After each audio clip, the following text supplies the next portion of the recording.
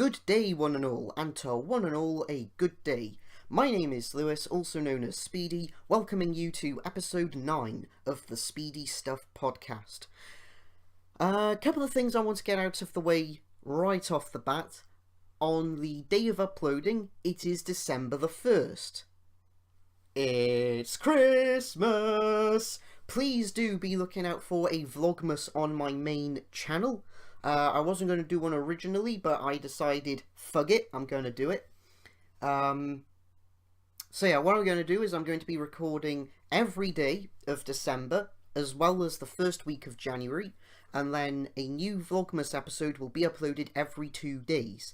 So for example, I will be recording on December the 1st and December the 2nd, but the first episode of the Vlogmas series will be going live and edited, I would like to point out as well, on the 2nd of December. 3rd of December and the 4th of December, I'm going to be recording on both days. The video will be uploaded / edited on the 4th, and so on and so forth. So basically, expect an episode of a Speedy Vlogmas. Basically every second day of December and every second day in relation to the first week of January 2018, where, oh my god, it's just hit me that I'm going to be 22. I'm going to turn 22 during the recording of Vlogmas. Oh my god. To quote David Tennant, I don't want to go. Anyway, tear-jerking Doctor Who references aside, I would like to apologise as well if my voice is coming across a bit hoarse. I've just gotten over a really bad cold that has played absolute havoc with my throat. If I wasn't sneezing or blowing my nose, you heard me clearing my throat, and I don't know if I've done anything to my throat or anything. I haven't checked it out. I haven't had time to. I'm a busy man. So yeah. Anyways, in the last episode of the podcast, you may recall that the podcast became a bit more elongated because it became an audiobook. And for this entry of the podcast, it will be no exception. In episode 8 of the podcast, you heard me reading the Railway Series Volume 10, 4 Little Engines, by the Reverend Wilbert Awdry, the Railway Series Volume 14, The Little Old Engine, again by the Reverend Wilbert Awdry, and the first 2 stories of the Railway Series Volume 25, by, you guessed it, the Reverend Wilbert Awdry. Episode 9 of the podcast will see us reading the last 2 stories of the Railway Series Volume 25, as well as the Railway Series Volume 29, Great Little Engines, by Christopher Awdry, and the Railway Series Volume 40, New Little Engine, also by Christopher Awdry. So yes, sit back, relax, and I hope you enjoy. I do advise, however, before I begin, I do advise you maybe disappear into your kitchen, pop your kettle on, and make yourselves a nice cup of tea or a cup of coffee, depends what your poison is, and well, just sit down and relax for what is effectively a second long haul. The Railway Series Volume 25, Duke the Lost Engine, by the Reverend Wilbert Awdry. Story 3 of 4, You Can't Win. Duke's Picnic was a train for summer visitors. It was his special train. Many people came year after year just to see him.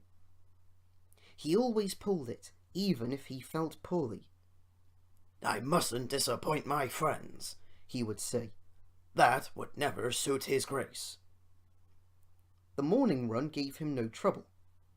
He took his passengers up the line and stopped anywhere they wanted. He and his driver knew all the best places for picnics. "Peep, peep, peep," he whistled as they waved goodbye. "Please don't be late when I come back. We might miss the boat, and that would never do." One day, Duke felt poorly at the end of his first picnic journey. He had been short of steam, and was glad of a rest before starting back. His driver and fireman had just finished cleaning his tubes when Stuart bustled in. "Hello, Grand Puff. Are you short of puff?" Nothing of the sort. Routine maintenance. I tell you what, Grandpuff, you're getting old. You need to take care. We'll have to keep you in order, or one day you'll break down. Huh, said Duke. That'll be the day. You keep me in order? Impudence. He puffed away, hooshing crossly from his drain-cocks. Duke couldn't stay cross for long. It was a lovely evening. All the picnic parties were ready. The coaches ran well, and they lost no time anywhere. Couldn't be better, couldn't be better, he chanted happily. They began to climb. The work was harder, but Duke didn't mind. I've plenty of steam, he panted. We'll be up in a couple of puffs. He needed more than that, though. His puffs changed to wheezes. It's not so easy.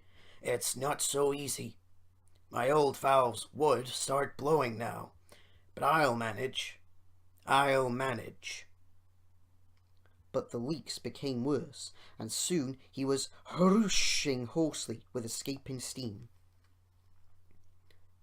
Duke's driver examined him carefully at the next station while the guard went to telephone. Anxious passengers gathered round. 2 engines are coming, the guard reported. With luck, we'll be away in 15 minutes. You'll easily catch your boat. Falcon buffered up in front. Poor old Grandpuff, he whooshed importantly. What a shame you've broken down. Beep, beep, beep, beep. This is the day, whistled Stuart cheekily. He was coupled on behind. Beep, beep, beep. Are you ready? Whistled Falcon. Peep, peep, peep. Yes, I am, replied Stuart, and away they went. Falcon had left his train at the middle station. Arriving there, the cavalcade split up. Falcon went down to the port with Duke's picnic, while Stuart headed Falcon's train with Duke coupled behind. Stuart was excited. Fancy me rescuing Grandpuff!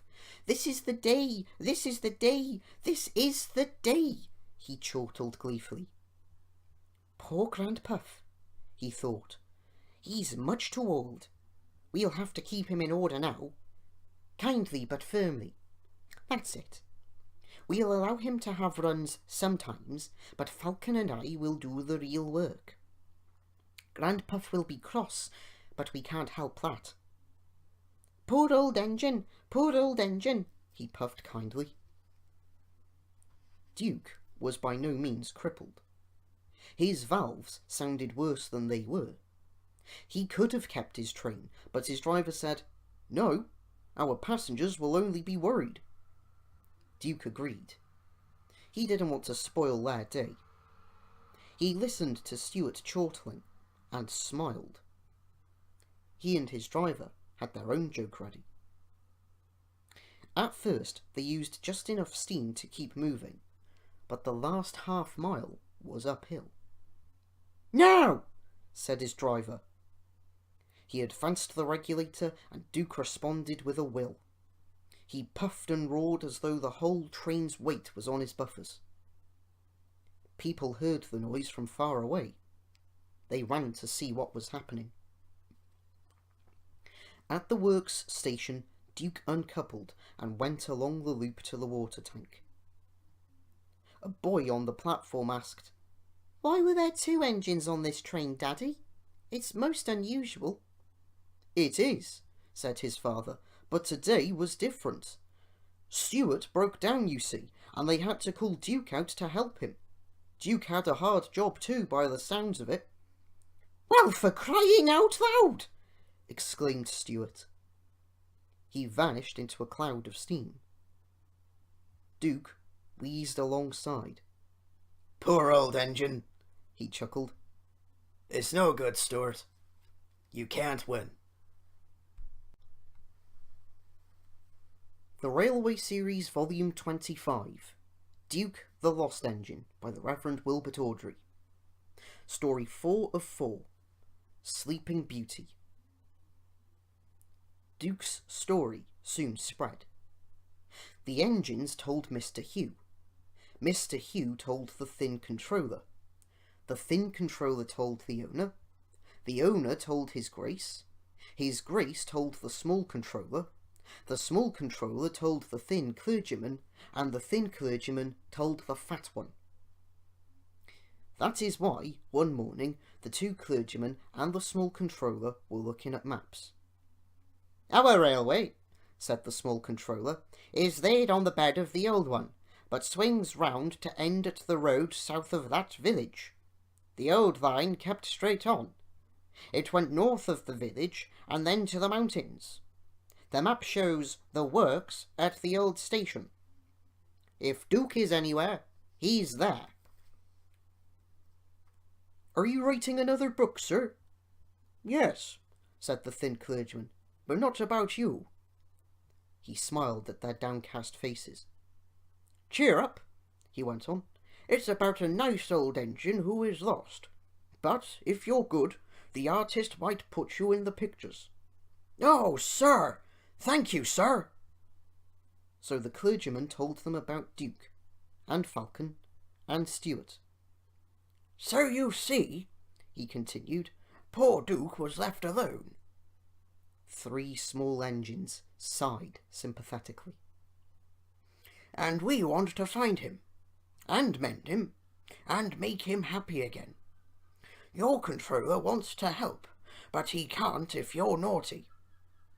Three small engines promised to be as good as gold.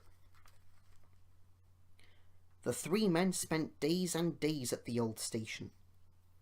They came up every morning on Bert's train. He would always whistle, "Good luck!" and they walked up the track, but they had nothing in the evening except scratches and torn clothes. They wouldn't give up, though. "Duke's there, somewhere," they said. The fat clergyman found him in the end. Scrambling over a hillock, he trod on something that wasn't there, crashed through a hole, and landed, legs astride, on Duke's saddle tank. "Our sleeping beauty himself!" he shouted. The thin clergyman and the small controller peeped through the hole above. "Excuse me," inquired Duke. "Are you a vandal? Driver told me vandals break in and smash things." The thin clergyman ruefully felt his bruises. "Bless you, no," he laughed. "I'm quite respectable. I dropped in because I couldn't find your door." And he told Duke about Falcon and Stuart. "So they did remember," Duke said softly. Then, "Does his Grace approve?" "Yes, he's coming." "To see me? How kind! And I'm all dirty. That will never do. Please, could you clean me?" So they set to work, and by the time the small controller had fetched his Grace, Duke was the cleanest of anyone in the shed. Early next morning, Mike brought workmen and tools. They enlarged the fat clergyman's hole, lifted Duke out, and put him on a low loader to be taken away by road. "I'd be ashamed," Duke protested, "to travel by road. It's undignified." "I'm sorry, Duke," said his Grace, "but the small railway has no suitable trucks." Duke gave in then, but so many people came out and greeted him that he felt better. "So they still remember me," he thought happily. Donald was waiting with a fat truck. Everyone cheered when Duke was lifted onto it, and still more when he started along the big railway on the last stage of his journey to his new home. Peter, Sam and Sir Handel were on early turn. They peeped out of the shed. "He's there!" they whispered. "Shh, shh, shh." Duke opened his eyes. "You woke me," he grumbled. "In my young days, engines were—" "Seen and not heard, Grandpuff. Remember?" "I remember," said Duke. "Two idle good-for-nothings called Stewart and Falcon. Good for you, Grandpuff. We are glad you've come. We can keep you in order now. Keep me in order. Impudence. Be off. The pair chuffed away, well content. Impudent scallywags, murmured Duke, but his old eyes twinkled, and for the first time in years he smiled as he dozed in the sun. The Railway Series Volume 29, Great Little Engines by Christopher Awdry. Sir Handel grew conceited when he was asked to help the Talyllyn Railway in Wales. He thought he should have a book to himself, but that wouldn't have been fair to Duncan, Peter, Sam, and the rest. So these stories tell of their latest adventures too. Forward. Dear friends, Sir Handel has been helping on the Talyllyn Railway at Tywyn in Wales. You could write a book about it, he said when I went to see him. Sir Handel was conceited before he went. Whatever would happen, I thought, if he had a book all to himself. But some of his adventures were too good to waste, so I mixed them with stories about the other engines. That ought to keep everybody happy. Signed, the author. The Railway Series Volume 29, Great Little Engines by the Reverend Wilbert Awdry. Story 1 of 4. Patience is a virtue. The thin controller held a letter in his hand. 6 little engines watched him anxiously. Do you remember Talyllyn, your twin? He asked scarily. He is ill, so his controller is short of an engine. Now, I can't spare anyone until Duke is mended, but I want to suggest to him that one of us— Oh, sir, please, sir, cried the engines excitedly. The thin controller held his ears. You can't all go, he laughed. I thought— Sir Handel. Oh, sir, said Sir Handel happily. A few days later, Duke was taken to the works. Sir Handel's excitement grew. I hope he comes back quickly, he said to anyone who would listen. Don't be so impatient, his driver laughed. There's a lot to be done. Your repairs took a long time, remember, and Duke is older than you. The weeks passed, and still Duke didn't come back. Sir Handel became more and more impatient.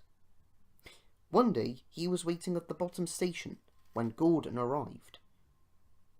I've been invited to Wales, Sir Handel told him importantly, but I can't be spared until Duke is mended. Quite right, said Gordon. It's a great responsibility being indispensable. Gordon says I'm, insensible, Sir Handel boasted to the others. They were amused, but not impressed. Summer came, and crowds of visitors came to the railway. Sometimes extra coaches were needed to carry them all. One day Sir Handel's train was fuller than ever.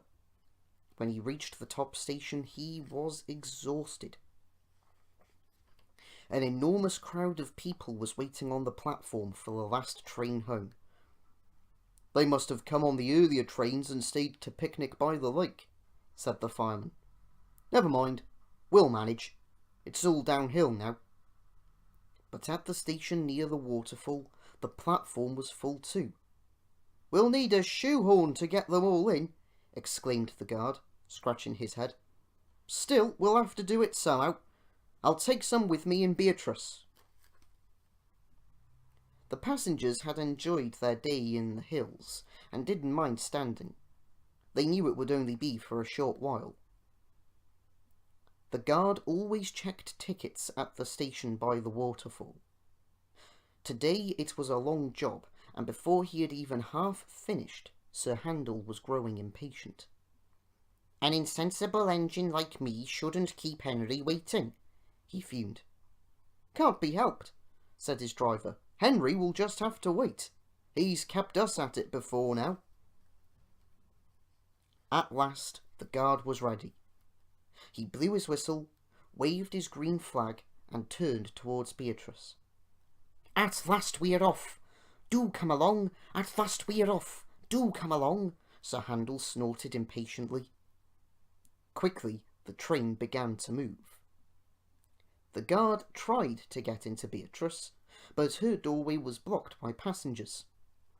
By the time they had moved to let him in, the train was out of the station and the guard was left standing on the platform. Beatrice tried to stop, but there was no one to put her brakes on. The guard blew his whistle and waved a red flag, but the line curved and Sir Handel couldn't see or hear him. Luckily, a passenger in Beatrice knew what to do. He pressed a button and a buzzer sounded in Sir Handel's cab. His driver braked hard. "Now what?" he asked the fireman. "Go and find out. Maybe we've left someone behind." They had, of course. They soon discovered who. Passengers helped the guard into Beatrice, and after a fast run, the train reached the terminus at the same time as Henry. Sir Handel stopped with a sigh of relief. The guard came to see him. "I'm sorry I was impatient, Mr. Guard," said Sir Handel nervously. "I didn't want to be late. Insensible engines shouldn't be late, should they?" "No," agreed the guard, "but sensible engines know that patience is a virtue. Remember that next time." "I'll try," promised Sir Handel sadly. The Railway Series Volume 29, Great Little Engines, by Christopher Awdry. Story 2 of 4, Peter Sam and the Prickly Problem. Duke returned at last, and Sir Handel went away. The other engines were kept so busy that they didn't have time to miss him. Hedge cutters had been busy too, trimming trees and bushes beside the railway so that passengers could see the view. Each evening, Rusty took some trucks up the line and carried away as many cuttings as he could. But he could manage only a few at a time, and as fast as he moved the cuttings, more took their place. It was Peter Sam's turn to take the morning train. The coaches were full, but the rails were dry and Peter Sam didn't mind the extra load. He puffed happily along until, just beyond the tunnel, he had found that, in the night, a high wind had blown hedge cuttings across the rails. He stopped, and his driver and fireman got down. "We'll never get through that lot," exclaimed the fireman. "Puh!" scoffed Sir Handel. "They're only little branches. Nothing to it. We'll simply push them aside." "Have it your way," said his driver. "If we stop to clear up properly, we shall be here for ages, and some of the passengers might miss their train at the bottom station." Peter Sam puffed bravely on. He went carefully at first, and the branches slid aside easily. Then came a stretch where the cuttings were brambles. Peter Sam began to regret his boasting. Not only were the thorns prickly, but they caught in each other, and the branches stayed firmly put. "Ouch!" exclaimed Peter Sam suddenly, and stopped. "I can't move," he complained. The fireman got out to check. "It's no good," he said at last. "You've got brambles caught in your valve gear, and steam can't get into your cylinders. We shall have to cut you out." Peter Sam shuddered. He shut his eyes and prepared for the worst. The fireman pulled on thick gloves. Then, while he tried to clear what he could, the driver went to ask the guard if he had a knife. Some of the passengers had knives too, and came to help. But even then, the job took longer than expected, and by the time Peter Sam was free, there was no hope of getting the passengers round the lake and back before James's train left. Peter Sam's driver apologised to the passengers, but they said they didn't mind. "We enjoyed the adventure," they laughed. The driver telephoned the thin controller. On the way home, they passed Rusty, pulling a long train of trucks. Rusty worked hard, and by the afternoon the line was clear for trains to run normally. Peter Sam's front felt uncomfortable for several days. The others laughed and teased him. "Take a snowplow," they suggested, and they kept asking if they had a sharp knife in his cab. At last, Scarloey told them to stop. "I can't really think what all the fuss is for," remarked Duncan innocently. "They were only little branches after all. Nothing to get prickly about, surely." The Railway Series Volume 29, Great Little Engines, by Christopher Awdry. Story 3 of 4, The Pop Special. During the summer, a party of scouts set up tents in a field beside the line. They bustled about arranging things, but were never too busy to wave to the engines as they passed. "They've come for their annual camp," explained Duncan's driver. "It's a sort of holiday for them. Their leader has been to see Mr. Hugh, and he says that the boys can work on the railway for us." "Sounds a funny sort of holiday to me," said Duncan doubtfully. "Lots of people do it," continued the driver. "The Tallahin Railway, where Sir Handel has gone, has most of its work done like that. The scouts are going to help us. You know that place near the top station where the ditches are bad and we have to be careful when it's wet?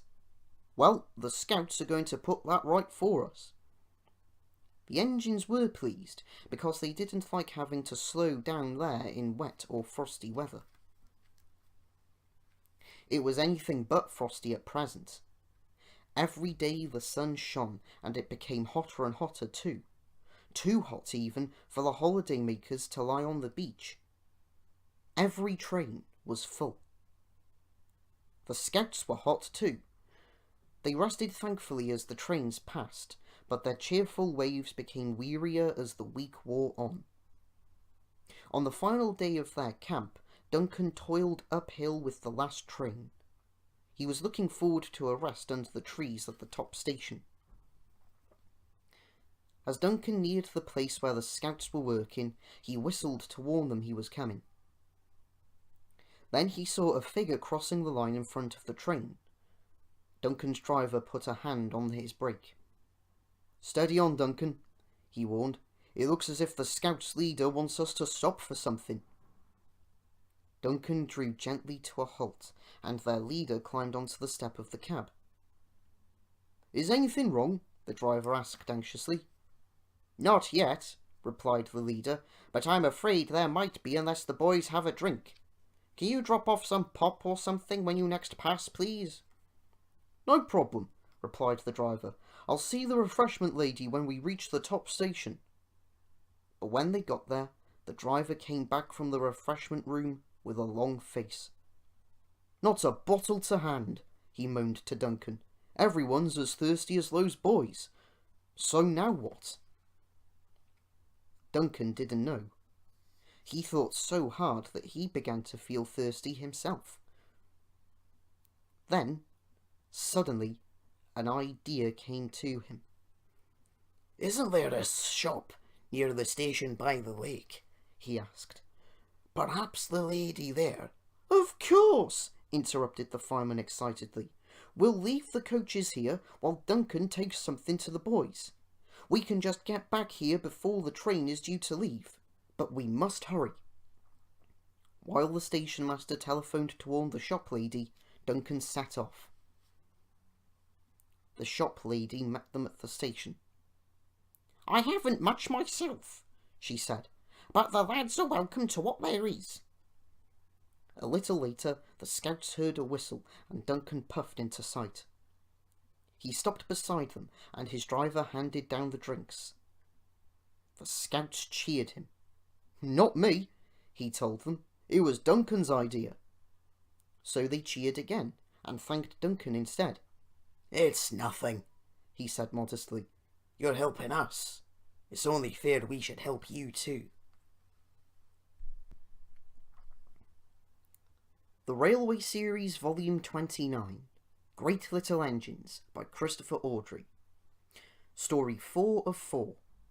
Sir Handel Comes Home. Sir Handel was given a great welcome when he returned. It was too late for the workmen to unload him that night, so the engines asked if his truck could be put where he could tell them about his adventures. "A real prince and princess came to see us," Sir Handel told them proudly. "They rode in a special train. Driver said they were given some books about us by someone called the Thin Clergyman, but I didn't really understand that."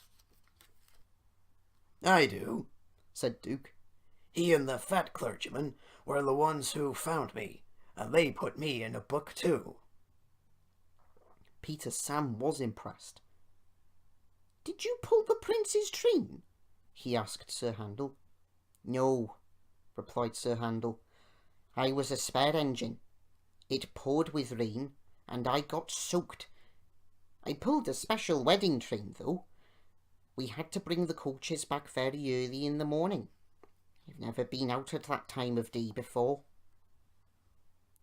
Peter Sam told Sir Handel about his tangle with the brambles.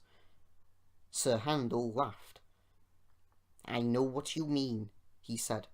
"I had an adventure a bit like that just before I came back. It was a wet day and I didn't want to go out, but the driver said that I had to. Well, we set off. Luckily the train wasn't very full, so we got on all right even though it was raining. Then we stopped at a station." Sir Handel paused dramatically. "Go on," urged Peter Sam. "Just beyond the station," continued Sir Handel, "there was a steep bit and a curve. Well, it was wet, so naturally I was concentrating on getting up the hill." "Of course," agreed Rheneas gravely. "As we came around the bend, a tree suddenly seemed to jump out at me. I tried to stop, of course, but my wheels slipped on the wet rails and I ran smack into the tree. It hurt, I can tell you." "It must have done," agreed Duke, and there were sympathetic murmurs from the others. "The tree didn't actually hit me in the eye," explained Sir Handel, "but the driver and the fireman made a great fuss about it. Next morning they put a bandage on my forehead and a black patch over one eye. Everyone laughed and said I looked like a pirate. Then I pulled a special train at something they called an AGM. They even wrote a piece about me in their magazine." Sir Handel sighed happily. "Oh, it was great fun," he said. "Did you see my twin, Talachin?" asked Skarloey. "He was in another part of the shed," replied Sir Handel. "The other engines told me he's on the mend, and he'll be back at work soon. He's lucky. He's got a lovely railway." Sir Handel closed his eyes, remembering. "All the same," he added, "it's good to be home." Duke smiled in the darkness. "I know what you mean," he agreed. The Railway Series Volume 40, New Little Engine by Christopher Awdry. Skarloey and his friends are getting so many visitors to their railway that they can't manage them all. Peter Sam came back from Wales to help, but something else was happening too. Mr. Hugh and the Thin Controller had secret plans to build a new little engine. Forward. Dear friends, Peter Sam has been working on the Talachin Railway in Wales. The Thin Controller's railway became so busy that he had to bring Peter Sam home to help. Sir Handel was jealous, but Peter Sam told us about the time he was ill while he was in Wales. It seemed too good a story to waste, so I decided to share it with you. I hope Peter Sam isn't too upset. Signed, the author. The Railway Series Volume 40, New Little Engine by Christopher Audrey. Story 1 of 4, Speed Killer. I hate dawdling like this, growled Rusty. I get hot and uncomfortable. Sorry, old chap, replied his driver. We can't go any faster, or the weed killer won't spread properly. Rusty knew this, but he still itched to go quicker. His train that morning was a flat truck with a large tank on it. A pipe hung across the line behind the truck's buffers, and when the man in charge turned a tap, liquid sprayed onto the track through holes in the pipe. The weed-killing train was used only once a year, but that was once too often for Rusty. He had hoped that Fred, the other diesel, would pull the train today, but Fred was ill. So he sees, muttered Rusty darkly to himself. It was a holiday weekend. The thin controller had expected plenty of visitors, but even he was surprised at the number who came. It was Rheneas's turn to take the first train, and he happily pulled the empty coaches to the station. So many people were on the platform that Rheneas could hardly see it. Phew! He puffed. How are all this lot going to get on the train? Will you go back for another carriage, please? Asked the thin controller. I'm arranging an extra train later in the day. The time spent fetching the carriage made Rheneas late. He hated being late, but he knew that today it wasn't his fault. Hurry, hurry, hurry, he panted, trying to make up for lost time. They did well until they reached the middle station, where they had to stop. Rusty and his weed-killing train were waiting in the loop for them. Nipped all those weeds in the bud, have you? Called Rheneas as the engines passed each other. Beyond the middle station, the line rises steeply for a short way so that it can cross a stream. The engines like to be able to get a run at this hill, especially when they have a heavy train. Today, Rheneas had to pass, very carefully, some hedge cutters working at the foot of the hill. This meant that he couldn't get a proper run at it. He struggled hard, but soon his wheels began to slip. Halfway up, he slithered to a halt. My wheels won't grip, he complained. The fireman got down. The rails feel greasy, he said. It must be Rusty's weed killer, and the extra coach doesn't help either. Bother that Rusty, said Rheneas. It's not weed killer he's using, it's speed killer. Never mind, comforted his driver. We'll go back to the bottom and put plenty of sand on the rails. That should do it. The guard told the passengers what was planned, and Rheneas gently backed his train to where the hedge cutters were working. Then they paused so that Rheneas could gather his breath. Peep, peep, he whistled bravely. Here goes. As they moved forward, the fireman turned on the sandpipes. I can do it, Rheneas snorted. Slowly, very slowly, Rheneas reached the stream and crossed it. I will do it, I will do it, I have done it, Rheneas panted as the coaches crabbed after him across the bridge. Well done, Rheneas, said his driver. Now let's try to make up for lost time.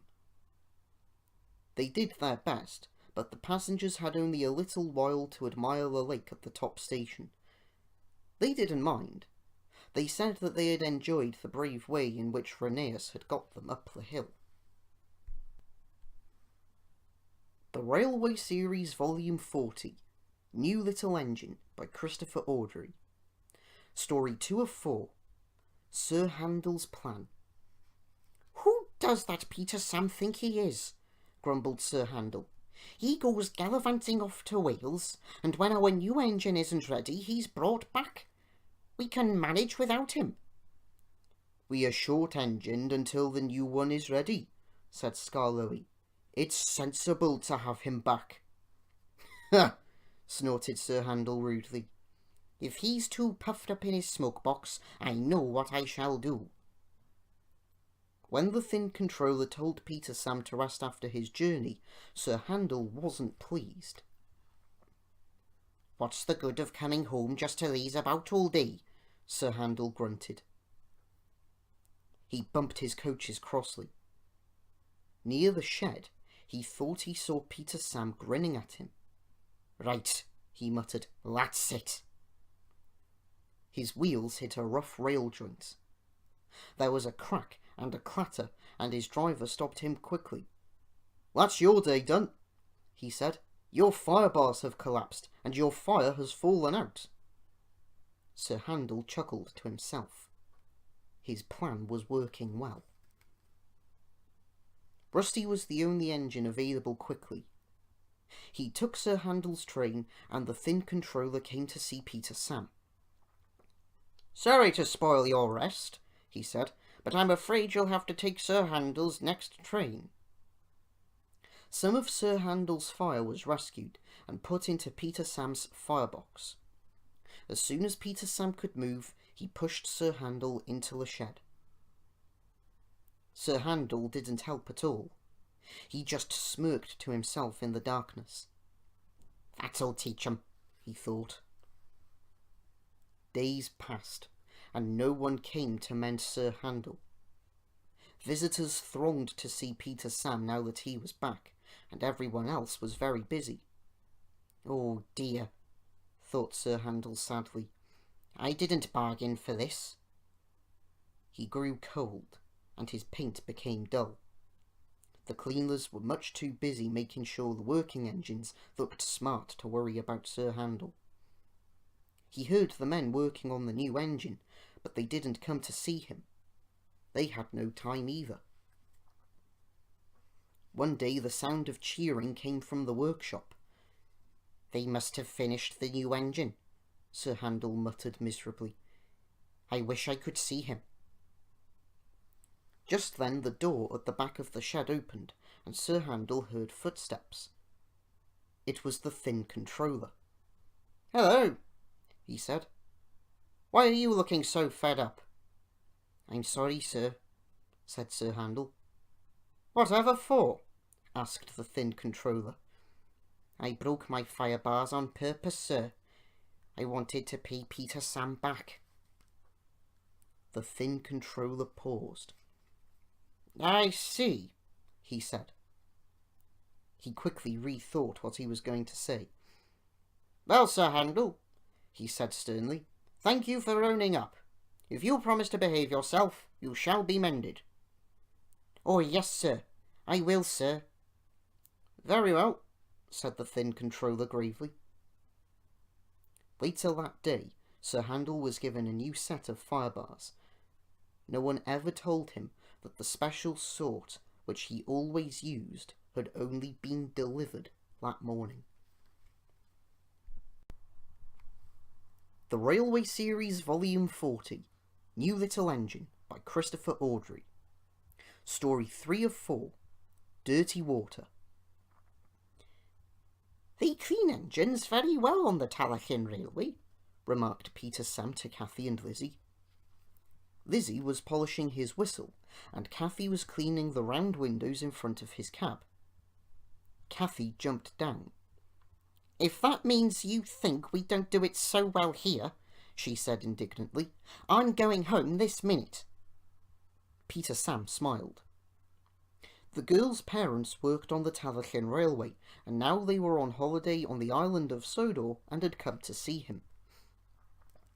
"I remember when I was ill," Peter Sam said. "I took some cleaning then, remember?" "Tell us again," cried the girls. Quickly, Cathy sat on one buffer, while Lizzie balanced herself on the other. Peter Sam took a deep breath. "They have funny water on the Tallahin," he began. "What's that got to do with it?" demanded Cathy. "Shh!" reproved her sister. "He won't tell us anything if you keep interrupting." "I wasn't—" Peter Sam yawned loudly. "Have you two finished?" he asked. "Sorry, Peter Sam," apologised Kathy. "I'll be quiet, I promise." Peter Sam paused. "As I was saying," he went on, "they have funny water on the Talachin. The men have to put something special into the water tank at the shed to make the water taste nice." Peter Sam smiled to himself. "I was feeling quite well," he remembered, "until I had my drink. But that day the water tasted awful. I told the driver how horrible it was, but he didn't seem worried. I took my coaches to the station, and the firemen let water into my boiler. Then I really began to have boiler ache. 'I feel sick,' I said. 'Do the best you can,' said my driver. 'We'll have a look at you at the end of the trip.' But I never got that far. The green flag waved, and the driver opened the regulator. I went a few inches, and then, whoosh! A column of filthy white water sprayed out of my funnel." Peter Sam shuddered. "This awful water splashed all over me," he went on. "It was lucky there wasn't any visitors nearby. Ugh! And there I was, covered in horrible white sludge." Peter Sam shuddered again and closed his eyes. "Driver tried to start me again, but the same thing happened. Luckily, Scarlowy's twin, Talachin, was at the station and he took my train. All I wanted to do was go back to the shed for a rest, but I wasn't allowed to." "Why?" asked Lizzie. Peter Sam paused.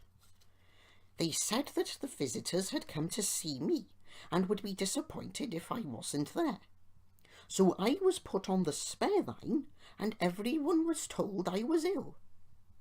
"But you soon got well again, didn't you?" said Kathy. "Oh, yes," replied Peter Sam. "I was cleaned inside and out, and that was much better. They said someone had used too much of whatever it was they put in the water tank. They do it differently now."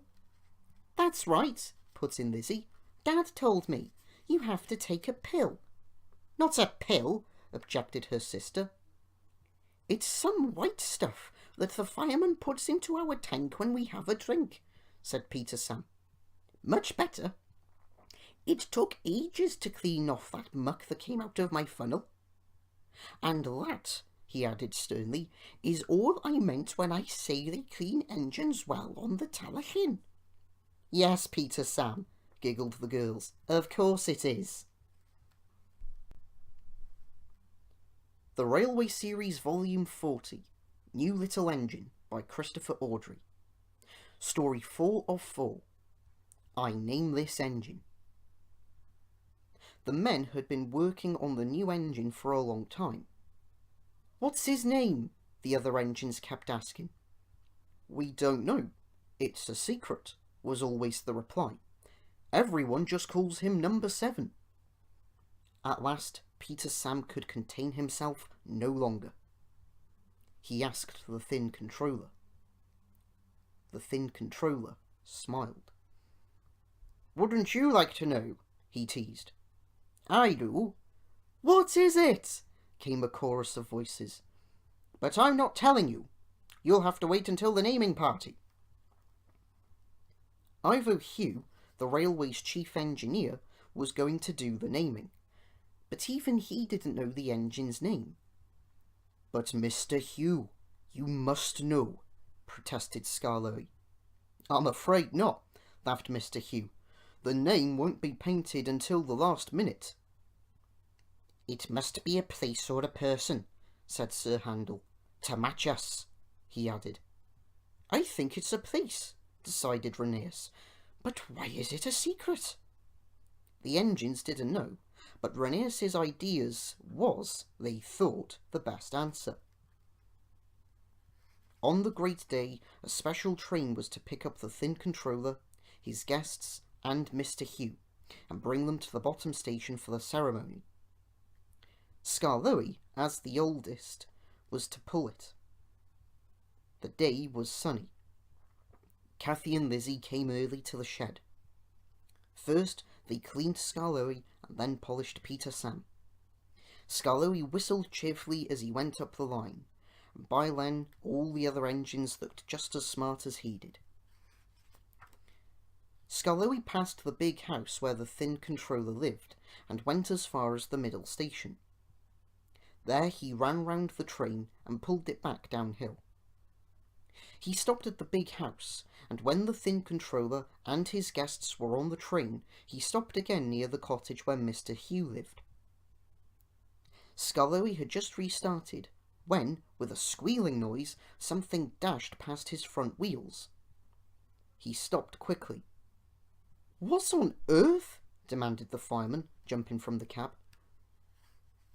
In the long grass beside the line lay a large mother pig, and frisking around her were 7 pink piglets. Clearly, Skarloey could go no further until they were safely caught. But they didn't want to be caught. "Oh dear," fretted Skarloey. "We're going to be late for the party. I know we are."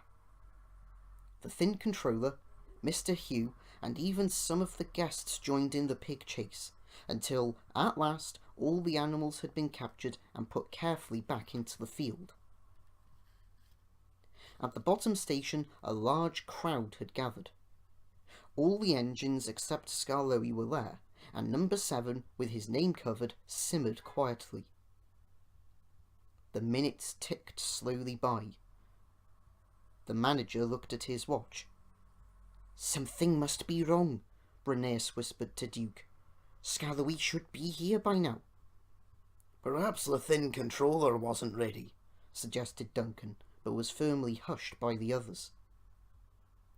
At last they heard a whistle in the distance. A little later, Skarloey puffed thankfully into the station. "I'm sorry we're late," Mr. Hugh said, "but we've been chasing pigs." And he told them all about it. "However," he went on, "I am here to name an engine. I don't know what it's called yet, so I shall have to read it to you. I therefore name this engine..." He pulled away the curtain. "Bless my soul! No, not that! It's Ivo Hugh!" He turned to the Thin Controller. "I'm honoured, sir. Thank you," he said. And all the little engines whistled loudly in acclamation. Not as much, though, as I'm sure you're all cheering in acclamation. Ladies and gentlemen, that was the final story of our reading of the Railway Series volumes. I wanted to do this more as a sort of experiment more than anything else for 2 reasons. One, I simply fancied doing it and I wanted to see how well it would go down. The second reason as to why I want to do it, I'm tripping over my tongue, I apologise. The second reason why I wanted to do this was, well, I partially said it in the first reason I wanted to do it. I wanted to see how well it would be received. So, yeah, that's pretty much it. I don't know whether or not I will, but at some point in the future, it will either be episode 11 of the podcast or an episode of my Vlogmas mini-series. I might do a sort of behind-the-scenes video. Well, I say a behind-the-scenes video / featurette of sorts, which is basically me discussing why I wanted to do it, what processes I used to do it, and so on and so forth. So look forward to that. As I say, that'll probably be either an episode of the Vlogmas mini-series that's going to be coming out pretty soon. In fact, at the time of uploading this episode of the podcast, episode 1 of the Vlogmas is coming out tomorrow, which should be Saturday, December the 2nd. So that should be pretty cool. Yeah, as I say, it'll either be part of the Vlogmas mini-series or it will be episode 11 of the podcast. It's 6 of one, half dozen the other. I haven't really decided yet, but it is more than safe to say that you've all heard enough of my voice, having read to you all for what I can only assume will end up being the best part of an hour, just like the first episode of this mini-series. Yes, I'm doing another mini-series. I apologise profusely for it. Anyways, thank you all so much for listening. I hope you've enjoyed it. I hope that cup of tea, or cup of coffee, depending, kept you all company. I hope it didn't go stone cold either. Ugh. But yes, thank you all very much for listening. I do appreciate the support. And until episode 10, thank you all very much for listening. See you all in the next project.